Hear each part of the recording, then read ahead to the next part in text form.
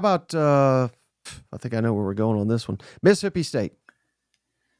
Mike, I gave Mississippi State a D minus, and I graded. I graded. You're still.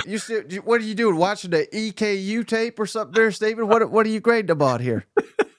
I gave Jeff Lebby a little bit of like a discount because of the mess that he inherited in Starkville. Just two returning starters from last year. Obviously, Eastern Kentucky, UMass, great wins.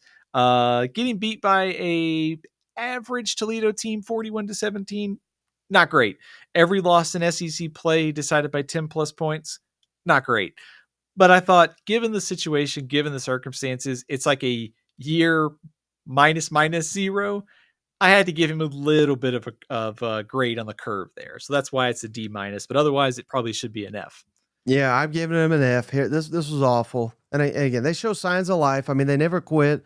They fought hard, even down to the Egg Bowl. I mean, that was about the only game I saw their defense looked pretty good. Was the Egg Yeah. Bowl? So, but I mean, that's literally the nicest thing I can say about Mississippi State. I mean, this is awful, Stephen. This is a proud program that bare minimum should win 6 games. I mean, they had the longest bowl streak behind Georgia, and I guess it would have been Alabama, but they had like the third longest bowl streak there for a long while, from Dan Mullen to Joe Moorhead to Mike Leach till last season. So this is unacceptable.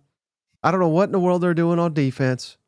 How Holtzler is still employed, I'll never know. That tells me they're unserious about football. But the fact that they're getting Jackson Arnold, I think that tells me they are serious about a turnaround. So that's about the only thing I can sell right now. It's an F for me.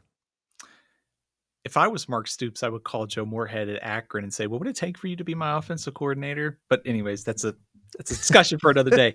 Um, you could argue, I think, winning 2 games. Actually, I mean, I know they inherited an impossible roster situation, but they probably underachieved.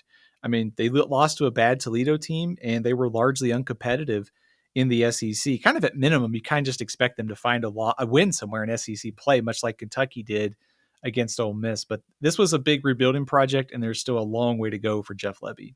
Mm-hmm. All right. How about